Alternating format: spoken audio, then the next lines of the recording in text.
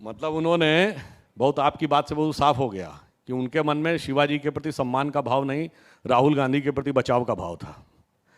तो उन्होंने राहुल गांधी के लिए इसको ढाल के रूप में प्रयोग किया। और जो जब से यात्रा शुरू हुई है, मतलब केरल में पता नहीं किसको साथ में ले रहे हैं, फिर तमिलनाडु में कौन से पादरी को साथ में ले रहे हैं, तो कर्नाटक में उनका कार्यकारी अध्यक्ष पता नहीं क्या बोले दे रहा है, हिंदू शब्द का अर्थ गंदा है, पता नहीं कौन सा मंत्र फूंक के जा रहे हैं कि छत्तीसगढ़ में उनकी नेत्री हिंदू देवी देवताओं के अपमान वाले पे सामने है, और यहाँ गुजरात में भी कोई कुछ बोल देते हैं। तो मुझे समझ में नहीं आ रहा है कि राहुल गांधी जी कौन सा मंत्र फूंकते हुए चल रहे हैं उस यात्रा में। और वैसे ये जिन चीजों को मुद्दा बना रहे हैं ना, इस मुद्दे को लेकर वो जिस मुकाम तक पहुंचने की कोशिश कर रहे हैं ना, उस पर जानते हैं हकीकत क्या है? उस पर मुझे एक लाइन याद आती है, कांग्रेस इसी को बनाती रही मुद्दा और पता नहीं कहां से कहां पहुंच गई, कि कश्ती भी नहीं बदली, दरिया भी नहीं बदला, इन डूबने वालों का जज्बा भी नहीं बदला, है शौक सफर ऐसा, एक उम्र हुई हमने, मंजिल भी नहीं पाई, रास्ता भी नहीं बदला। ये राहुल गांधी की तथाकथित भारत जोड़ो यात्रा पे फिट बैठता है। नहीं तो राहुल गांधी को हिंदू भी नहीं मानते क्या?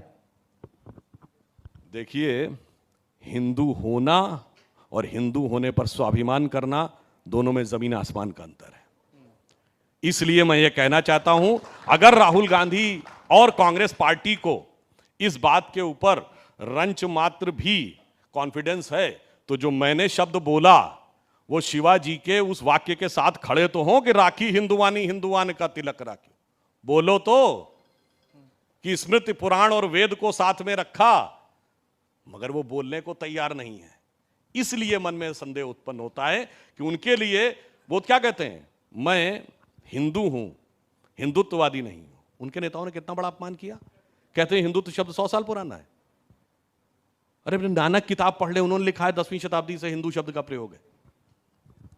नहीं, लेकिन जब बात इतनी हिंदुत्व की हो रही है तो वीर सावरकर को तो हिंदुत्व का आइकॉन हर कोई मानता है, आप लोग भी मानते हैं, तो वीर सावरकर को भारत रत्न मिलना चाहिए, दिया जाना चाहिए। देखिए, वीर सावरकर की जो स्थिति है भारत में एक बहुत विराट स्वरूप में है। मैंने बताया उनके परिवार के लोग बोल चुके, पर मुझे एक बात याद आई, आपने अभी बात कही तो मुझे याद आया, जहां तक मुझे ध्यान है, अंग्रेजों ने वीर सावरकर की डिग्री भी छीन ली थी।